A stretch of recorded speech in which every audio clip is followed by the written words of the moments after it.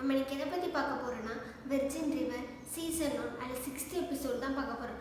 6th episode எப்படி ஆரம்பிக்குதுன்னா, jack வந்து ஒரு இடத்துல வந்து வுட்டை வந்து கட் பண்ணி அரேஞ்ச் பண்ணிட்டு இருக்காங்க. அப்புறம் வந்து மெல் வந்து கேட்குறா, நீங்கள் என்ன பண்ணிட்டு இருக்கீங்க அப்படின்னு. இல்லை, இது வந்து சும்மா தான் அப்படி சொல்லிட்டு அவங்க 2 பேரும் பேசிகிட்டு இருக்காங்க. அப்புறம் யார் வராங்கன்னா, மெல்லோட சிஸ்டர் இன்லா வராங்க. வந்தோடனே சொல்கிறாங்க, நம்ம வெர்ஜின் ரிவரில் ஒரு மூன்லைட் பார்ட்டி வந்து அரேஞ்ச் பண்ண போகிறாங்க. இது வந்து ஆனுவல் மூன்லைட் பார்ட்டி, நீ வந்து கண்டிப்பாக இதில் வந்து ஒரு மெம்பராக இருக்கணும் அப்படி சொல்லிட்டு மெல்லோட சிஸ்டர் இல்லை வந்து மெல்ல வந்து இன்வைட் பண்ணுறாங்க. ஆனால் அவள் என்ன பண்ணுறான்னா, நான் வரல அப்படின்னு சொல்லிட்டு அவள் வந்து இக்னோர் பண்ணுறான்.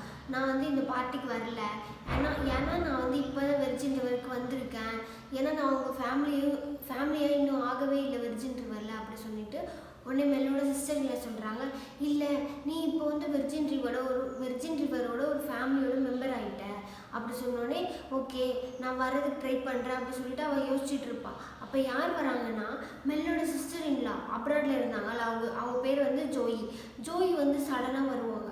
வந்தோடனே இவள் வந்து அப்படியே ஸ்டன்னாகவே அப்படியே பார்த்துட்டே இருக்கா. இவளுக்கு எப்படி நம்ம இங்கே இருக்கிறது தெரிஞ்சிச்சு, அட்ரஸ் எல்லாம் இவளுக்கு எப்படி தெரிஞ்சிச்சு அப்படின்னு கேட்டால், மெல்லோட சிஸ்டர் இன்லா தான் அவங்களுக்கு வந்து அட்ரஸ் வந்து கொடுத்துருக்காங்க, மெல் வந்து இங்கே இருக்கா அப்படின்னு.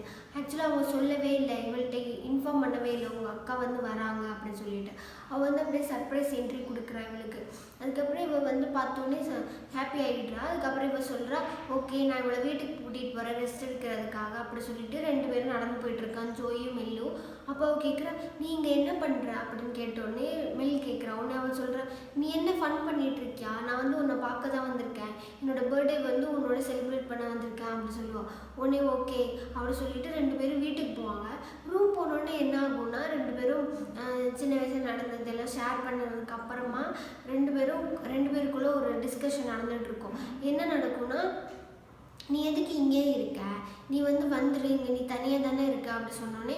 ஆனால் மெல் சொல்லுவா, இல்லை எனக்கு நிறைய கமிட்மெண்ட்ஸ் இருக்குது, இப்போ நான் இங்கே கொஞ்சம் மெர்ஜ் ஆகிட்டே வந்துகிட்டே இருக்கேன் எல்லாரோடையும், அதனால் நான் இங்கே இருக்கேன் அப்படின்னு. உடனே அவள் சொல்லுவா, இல்லை நீ வந்துடு, நானும் அங்கே தனியாக தான் இருக்கேன், என்னோட பிள்ளைங்களோட நானும் அங்கே தனியாக தான் இருக்கேன், நீயும் அங்கே வந்துடு அப்படி சொல்லிட்டு. உடனே இவன் சொல்லுவா, இல்லை நான் வரல அப்படி சொல்லிட்டு இருப்பாள். அதுக்கப்புறமா அவள் வந்து ரொம்ப ரொம்ப டீப்பாக வந்து திட்டிகிட்டே இருப்பாள் அவள் மெல்லோட சிஸ்டர், நீ இங்கே தனியாக தான் இருக்க அப்படின்னு. உடனே இவளுக்கு ரொம்ப கோவம் வந்துடும். இல்லை நான் இங்கே தனியாகவே இல்லை, எனக்கு வந்து இப்போ ஒரு வேலை கிடச்சிருக்கு, நான் இங்கே வந்து ஒர்க் பண்ணிட்டு தான் இருக்கேன், நீ எதுக்கு வந்தியோ அதை மட்டும் பார்த்துட்டு போ அப்படி சொல்லிட்டு அவள் வந்து கோவமாக வெளியே போயிடுவாள் மெல்லு ரூமை விட்டு. அதுக்கப்புறமா அவள் வந்து ஜாக்கோட பாருக்கு தான் போவாள். பாருக்கு போயிட்டு அவள் வந்து ஜாக் கேட்பாங்க, என்னாச்சு என்ன ஒரு மாதிரி டல்லாக இருக்கு அப்படி சொன்னோன்னே, இல்லை எல்லாமே நல்லா தான் போயிட்டுருக்கு அப்படி சொல்லிட்டு, எனக்கு ஒரு டீ வேணும், ஸ்ட்ராங்காக ஒரு டீ வேணும் அப்படி சொல்லிட்டு அவள் வந்து ஒரு டீ சாப்பிட்றான். அதுக்கப்புறமா தான் மெல் வந்து சொல்கிறா, என் அக்காவோட ஒரு சின்ன ஃபைட்டு வந்துடுச்சு, அதனால தான் நான் வந்து இப்படி இருக்கேன், இல்லை அவள் வந்து என்னை ரொம்ப லவ் பண்ணுறா, அதனால் என் மேலே ரொம்ப கேர் பண்ணிக்கிறா, அதனால தான் எங்களுக்குள்ளே இப்படி சண்டை வருது, இல்லை நான் இப்போ போயிட்டு அவள்கிட்ட பேசிவிட்டு என்னோடய ஃபைட் வந்து நார்மல் ஆகிடும், நாங்கள் நார்மல் ஆகிடுவோம் அப்படி சொல்லிட்டு இருக்கும்போது, ஓகே சரி நீ வந்து பார்த்துக்கோ அப்படி சொன்னோன்னே இவள் வந்து வீட்டுக்கு வருவாள். மெல் வந்து ரூமுக்கு வருவாள். வந்துட்டு சாரி என்னை மன்னிச்சிடு அப்படி சொல்லிட்டு அவங்க 2 பேரும் பேசிகிட்டு இருப்பாங்க. பேசிகிட்டு இருக்கும்போது தான் வந்து சொல்லுவாள்.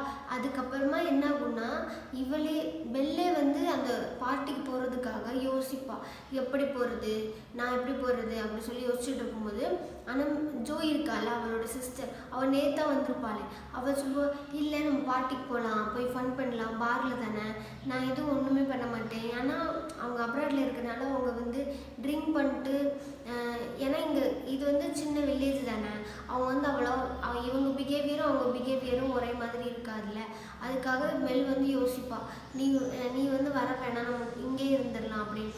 இல்லை நான் வந்து நார்மலாக தான் இருப்பேன், அங்கே வந்துட்டு எல்லாரோட மெர்ஜ் ஆவேன், எனக்கு வந்து யாரையும் தெரியலனாலும் நான் வந்து என்னோடய கேரக்டருக்கு ஏற்ற மாதிரி நான் வந்து எல்லாத்தையும் பேசுவேன் அப்படி சொல்லிட்டு இருக்கும்போது, ஓகே நம்ம போகலாம் அப்படின்னு சொல்லிட்டு இருப்பாங்க. அதுக்கப்புறமா தான் வந்து மெல்லோட சிஸ்டர் இன்லா இருக்காங்க, அவங்க வந்து அவங்களோட ஹஸ்பண்ட் டாக்கை வந்து பார்க்க போவாங்க, இன்ஃபார்ம் பண்ண போவாங்க, இப்படி வந்து மெல்லோட சிஸ்டர் வந்து இங்கே வந்திருக்கா நம்ம வில்லேஜுக்கு, அவளை வந்து நம்ம பார்ட்டியில் வந்து இன்க்ளூட் பண்ணிக்கலாம் அப்படி சொல்லிட்டு, ஓகே அப்படி. அவர் என்ன சொல்லுவாருன்னா, அவளே வந்து இங்கே ட்ரைனிங்காக தானே வந்திருக்கா,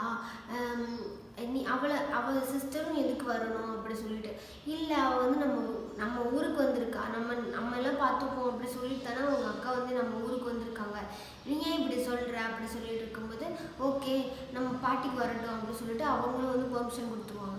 அதுக்கப்புறமா வந்து பார்ட்டி நைட்டு தான் வந்து பார்ட்டி நடக்க போகுது. அப்போ மெல்லோட சிஸ்டரும் வந்து கிளம்பிட்டு இருப்பாங்க. கிளம்பிட்டு பார்ட்டிக்கு கிளம்பிட்டு போயிட்டு இருக்கும்போது என்ன ஆகுதுன்னா, மெல் வந்து போய் உட்காருவா பார்ட்டியில் ஒரு இடத்துல. ஆனால் மெல்லோட சிஸ்டர் வந்து நான் வந்து டான்ஸ் ஆட போகிறேன் யார் கூடயாச்சும் அப்படி சொல்லி டான்ஸ் ஆட போவோம். யாரோட போவான்னா ஜாக்கோட பாரில் வந்து ஒரு பையன் வந்து சர்வராக இருப்பான். அந்த பையன் வந்து ஆக்சுவலாக இவன் வந்து மெல் வந்து ஸ்டார்டிங்கில் ஒரு வாட்டி பாருக்கு வருவாங்க.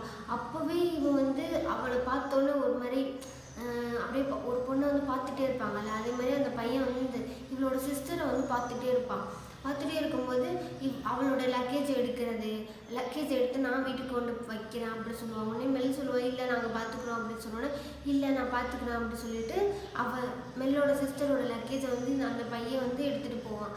அப்போவே வந்து 2 பேரும் வந்து ஒரு சின்ன இது வந்து அவங்களுக்குள்ளே போயிட்டுருக்கோம்.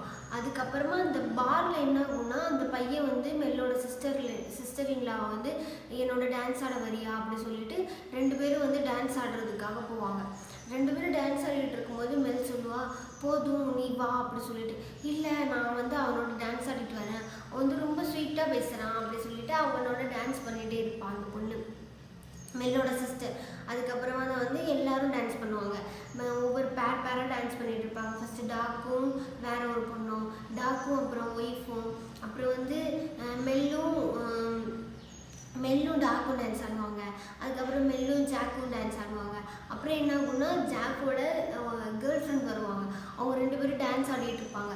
டான்ஸ் ஆடிட்டு இருக்கும்போது அவன் என்ன சொல்லுவான்னா, நம்ம முன்னாடி நம்ம பாஸ்ட்டில் வந்து நம்ம ஃபஸ்ட்டு மீட் பண்ணதெல்லாம் உனக்கு ஞாபகம் இருக்கா, லைக் வந்து நம்ம எவ்வளோ என்ஜாய் பண்ணிட்டு இருந்தோம் அதெல்லாம் வந்து உனக்கு ஞாபகம் இருக்கா அப்படின்னு சொன்னோடனே இவன் சொல்லுவான் இல்லை எனக்கு அதெல்லாம் ஒரு கேஷுவலாக நடந்த மாதிரி தான் இருக்குது அப்படின்னு. ஏன்னா இப்போ வந்து ஜாக்குக்கு வந்து ஒரு ஃபீல் வந்திருக்கு மெல் மேலே. அது என்ன ஃபீல்னு வந்து சொல்ல தெரியல, ஆனால் அவனுக்கு வந்து மெல்ல பார்த்தோன்னா ஒரு ஃபீல் வருது. அது வந்து ஆனால் இந்த பொண்ணை பார்க்கும்போது அவங்களுக்குள்ள அவ்வளோ கெமிஸ்ட்ரி இல்லை. ஆனால் மெல்லும் ஜாக்குக்குள்ளேயும் வந்து ஒரு கெமிஸ்ட்ரி இருக்குது. ஆனால் வந்து அவங்க வந்து அதை எக்ஸ்ப்ளோர் பண்ண மாட்டேங்கிறாங்க.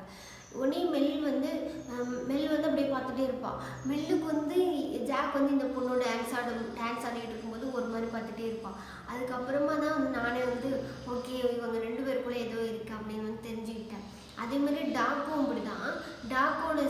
டாக்கோட சிஸ்டரில் வந்து ஆக்சுவலாக டிவோர்ஸ் கேட்டிருப்பாங்கல்ல டாக்டர்கிட்ட. அப்பயும் அப்படி தான் நான் வந்து டிவோர்ஸ் தரமாட்டேன்னு அவர் வந்து சொல்லியிருப்பார். ஆனால் டாக்கோட ஒரு பொண்ணு வந்து டான்ஸ் ஆடிட்டு இருப்பா. அப்போ அவங்களோட ஒய்ஃபுக்கும் வந்து லைட்டாக ப்ரொசஸ் ஆகும். அப்படி பார்த்துட்டே இருப்பாங்க.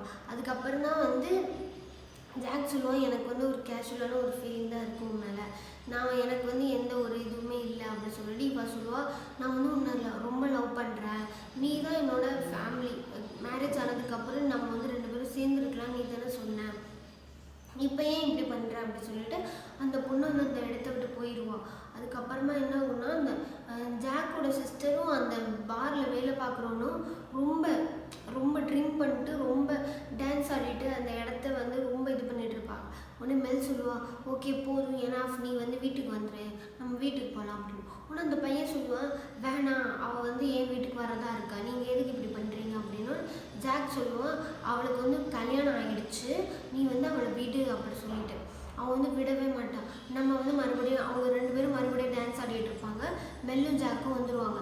அதுக்கப்புறம் மெல்லு என்ன பண்ணுவான்னா மெல்லோட சிஸ்டரை வந்து கூட்டிகிட்டு வருவாங்க. நான் வந்து உன்னோட ஹஸ்பண்டுக்கு ஃபோன் பண்ணியிருக்கேன், அவரோட பேர் என்னென்னா பெல், நான் வந்து அவருக்கு ஃபோன் பண்ணியிருக்கேன், அவர் வந்து இங்கே வந்துடுவார் உன்னை கூட்டிகிட்டு போகிறதுக்காக அப்படின்னு. நீ எதுக்கு இப்போ கால் பண்ண? ஆக்சுவலாக வந்து பெல்லும் அவளோட ஹஸ்பண்டும் வந்து பிரிஞ்சு தான் இருக்காங்க. ஆனால் ஒரு பேபி இருக்குது அவங்களுக்கு. உனக்கு வந்து ஒரு குழந்தை இருக்குது. ஸோ வந்து நீ தான் வந்து உன்னோட லைஃப்பை வந்து டிசைட் பண்ணணும், உன் ஹஸ்பண்டோட தான் நீ இருக்கணும், நீ எதுக்கு இப்படி வந்து இங்கே வந்து ஒரு பையன் கூட டான்ஸ் பண்ணிகிட்ருக்க அப்படின்னா என்னோட லைஃப் வந்து முடிஞ்சிருச்சு, என் கல்யாணத்தில் வந்து நீ வந்து தலையிடாத, உனக்கு வந்து தேவையில்லாத விஷயம் நான் பார்த்துக்கிறேன், இது வரைக்கும் அப்பா அம்மா இருந்ததுலேருந்து இந்த ஃபேமிலி நான் தான் ரன் பண்ணிட்டு வந்துட்டுருக்கேன் அப்படின்னு வந்து மெல்லோட சிஸ்டர் வந்து இப்படி வந்து இவகிட்ட ஆர்கியூ பண்ணிட்டு இருப்பாங்க. இருப்பாங்க. நீ சும்மா இரு, நான் போய் டான்ஸ் ஆட போகிறேன் அப்படின்னு சொல்லிட்டு அந்த பையனோட மறுபடியும் போய் டான்ஸ் ஆடிட்டு இருப்பான். ஒன்று ஜாக் என்ன பண்ணுவாங்கன்னா, போதும் நிறுத்து, அவங்களுக்கு அவங்க வந்து ஒரு கல்யாணம் ஆன பொண்ணு, அவங்கள விட, அவங்களுக்கு பேபி இருக்குது அப்படின்னு சொல்லிட்டு.